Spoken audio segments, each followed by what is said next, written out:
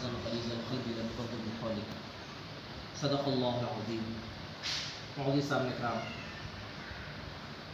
हमारी गुफ्तगू का सिलसिला अगर हम जारी रखें तो आक़ाए दो जहां सल्लल्लाहु अलैहि वसल्लम के अखलाक़ आला वो थे जो हम ही नहीं काफिर और मुशरिक भी मानते हैं कि आज भी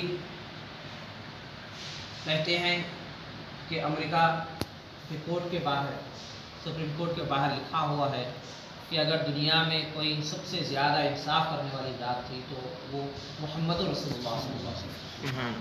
इस तरह से हम दूसरे गैर भी मानते हैं। फिर उसके बाद आखिर आक़ाए दो जहां सल्लल्लाहु अलैहि वसल्लम के अखलाक़ थे कैसे? तो मौलवी साहब कराम, आप और हम जानते हैं कि हमारे भी ताल्लुक़ात लोगों के साथ रहते हैं। हम ना तो किसी का जुल्म बर्दाश्त कर सकते हैं, ना तो किसी की ज़्यादती बर्दाश्त कर सकते हैं। यहाँ तक कि हमारे अपने लोगों का मामला ये होता है कि कोई अपनों में कोई अगर अच्छा रह रहा है भी तो बर्दाश्त नहीं होता। ये हमारी फितरत होती है, क्योंकि हमारा दिल गंदा, दिमाग गंदा, आँख नाक कान हर जगह गंदगी भरी हुई है। दिल है कि जंग आलूद है, दिमाग में है कि बस फतूर भरा हुआ है, इस तरह से। लेकिन आक़ाए दो जहां सल्लल्लाहु अलैहि वसल्लम की शान ये थी कि आक़ाए दो जहां सल्लल्लाहु अलैहि वसल्लम के ज़ात पर कोई अगर हमला भी कर देता तो भी आक़ाए दो जहां सल्लल्लाहु अलैहि वसल्लम से माफ़ फरमाया। क्योंकि कुरान मजीद ने क्या फरमाया, व इन्नका लअला खुलुक़िन अज़ीम, आप आला अखलाक़ वाले, अज़ीम अखलाक़ वाले आप हैं। जैसा कि रिवायतों में आता है कि ग़ज़वा उहद में एक दुश्मन इस्लाम ने आक़ाए दो जहां सल्लल्लाहु अलैहि वसल्लम पर तीर चलाई तो आक़ाए दो जहां सल्लल्लाहु अलैहि वसल्लम का दंदान मुबारक शहीद हुआ, दंदान मुबारक शहीद हो गया। तो उसके बाद जब वो जो तीर चलाया था, क्या उसको कोई सज़ा दी गई या उसको पकड़कर जो सो कत्ल किया गया? तो कहा कि नहीं, उसे माफ़ कर दिया गया, उसे छोड़ दिया गया।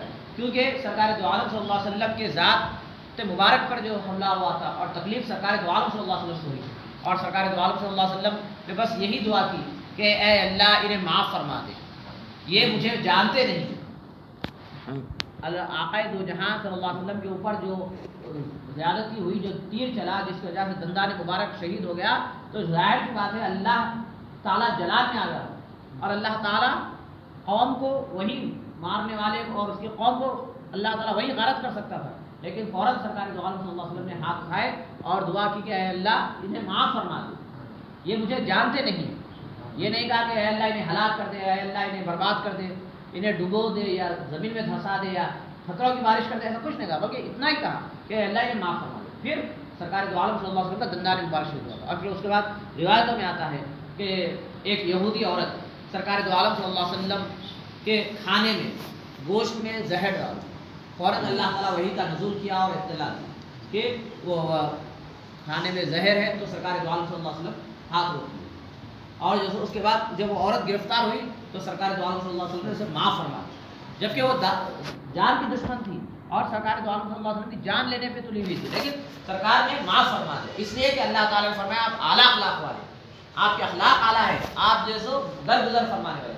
और फिर रिवायतों में आता है एक मरतबा सरकार दो आलम सल्लल्लाहु अलैहि वसल्लम एक मुकाम पर आराम फरमा रहे, एक मुकाम पर दरख्त के नीचे आराम फरमा रहे थे, तो एक दुश्मन रसूल, दुश्मन इस्लाम ने देखा सरकार दो आलम सल्लल्लाहु अलैहि वसल्लम आराम फरमा रहे, फ़ौरन गया, जाकर जैसे सरकार की तलवार हाथ में ली, लेकर जैसे सरकार से पूछा कि अब बताओ तुम्हें मुझसे कौन बचाएगा, तुम्हें मुझसे कौन बचाएगा? तो सरकार दो आलम सल्लल्लाहु अलैहि वसल्लम ने कहा कि अल्लाह ताला मुझे बचाएगा। ये जवाब सुनना था। फिर सामने आक़ाए दो जहां सल्लल्लाहु अलैहि वसल्लम नबूवत का जलाल था, आक़ाए दो जहां सल्लल्लाहु अलैहि वसल्लम के चेहरे मुबारक इत्मीनान, और आक़ाए दो जहां सल्लल्लाहु अलैहि वसल्लम को देखा तो हाथ कांपने लगे और उसके हाथ से तलवार गिर गई। सरकार दो आलम सल्लल्लाहु अलैहि वसल्लम इस तलवार को उठाकर जैसे अब पूछा बताओ अब तुम्हें कौन बचाएगा? तो वो गिड़गिड़ाने लगा, माफ़ी मांगने लगा। आक़ाए दो जहां सल्लल्लाहु अलैहि वसल्लम ने उसे माफ़ फरमा दिया, जबकि वो जान का दुश्मन था। अगर सरकार दो आलम सल्लल्लाहु अलैहि वसल्लम चाहते तो उसे जान से मार दो, जान से मारना हक था और वो ज़रूरी था, लेकिन आक़ाए दो जहां सल्लल्लाहु अलैहि वसल्लम रहमतुल लिल आलमीन है, लिहाजा फ़ौरन माफ़ फरमा दिया। और ऐसी रिवायतों में आता है कि साहब रसूल फरमाते हैं कि एक मरतबा सरकार दो आलम सल्लल्लाहु अलैहि वसल्लम जा रहे थे, तो पीछे से एक बदवी यानी एक गाँव का आदमी, जो खेड़े गाँव का आदमी था, وہ آیا، آ کر سرکار دو عالم صلی اللہ علیہ وسلم کے کملی مبارک کو پکڑ لیا. سرکار دو عالم صلی اللہ علیہ وسلم جا رہے تھے، کملی مبارک کو پکڑ لیا، جس کی وجہ سے کملی سرکار آگے چلے گئے، کملی پیچھے آ گئی. جس وہ کملی پیچھے آنے کی وجہ سے سرکار دو عالم صلی اللہ علیہ وسلم کے گردن مبارک پر خراش آ گئی اور وہ کھینچا. اور اس کے بعد پھر اس نے کہا کہ یا رسول اللہ صلی اللہ علیہ وسلم آپ اللہ کے نبی ہے، اللہ تعالیٰ آپ کو بہت کچھ عطا کیا، لہٰذا آپ مجھے کچھ عطا کیجیے. تو سرکار دو عالم صلی اللہ علیہ وسلم ناراض نہیں ہوئے، سرکار دو عالم صلی اللہ علیہ وسلم خفا نہیں ہوئے، بلکہ مسکرا کر جیسے حکم دیا کہ اسے کچھ مال دے کے بھیجا دو، اسے کچھ مال دے کر بھیجا دو. تو موجود صاحب کرام، ہمارے آقا دو جہاں صلی اللہ علیہ وسلم اعلیٰ اخلاق والے ہیں، اور اللہ تعالیٰ نے امت کو حکم دیا کہ جیسے میرے محبوب کی عادات و اطوار ہے، اخلاق ہے، ویسے تم بھی اپناؤ، ویسے عادات و اطوار اخلاق تم اپناؤ. اسی لیے سرکار دو عالم صلی اللہ علیہ وسلم نے کیا فرمایا کہ تم جب کسی کو عزت دے رہے ہو، کوئی تمہیں ذلیل کر رہا ہے تو تم ذلت محسوس کر رہے ہو، تو تم وہ جو ذلت محسوس کر رہے ہو اس کا بدل یا وہ عزت کل حشر کے میدان میں مجھ سے لے لو.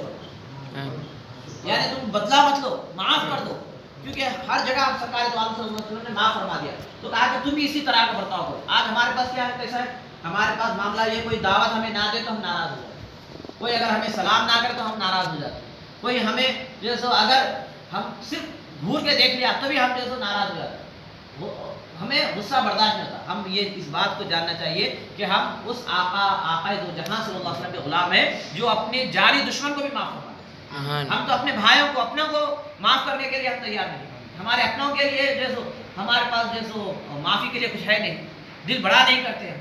تو مولوی صاحب اکرام، یہ کہیں نہ کہیں ہم راستہ بھٹک جا رہے ہیں، شیطان ہمیں بہکا رہا ہے.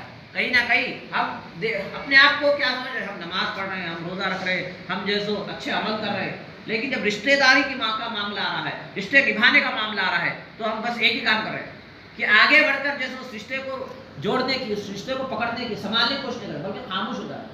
وہ وہاں خاموش ہے، یہاں خاموش، دونوں دو جگہ سے خاموش ہونے سے ہو رہا کیا ہے، رشتہ ختم ہو جا رہا ہے. کوئی اپنی طرف سے پہل نہیں کر رہا ہے، اور پھر جو اپنی طرف سے پہل کرے گا اسے انعام کیا ملے گا، اسے اللہ کے رسول کی رضا ملے گی، اسے اللہ کے رسول کی رضا ملے گی. اور پھر جب پہل کرتے، جیسا کہ کہا کہ جب دونوں ہاتھ ملاتے ہیں، ایک دوسرے سے مصافحہ کرتے ہیں، معانقہ کرتے ہیں، تو ہاتھ ملا کر ہاتھ چھوڑنے سے پہلے اللہ تعالیٰ مغفرت فرماتا ہے. اتنا اللہ تعالیٰ جیسے غیروں کے لیے جیسے اتنا انعام رکھا ہے، ایک دوسرے جن کے خونی رشتے نہیں ہوتے، جن کے جیسے ماں باپ سے رشتے نہیں ہوتے ہیں، وہ رشتوں میں اللہ تعالیٰ جیسے اتنا جیسے مہربانی احسان رکھا. تو اب خونی رشتے جس کو اللہ تعالیٰ نے جو رشتوں کو جوڑا ہے، ایک ماں ایک باپ کے ہوتے ہیں، ان رشتوں میں اللہ تعالیٰ کیا کیا انعام نہیں رکھا ہو.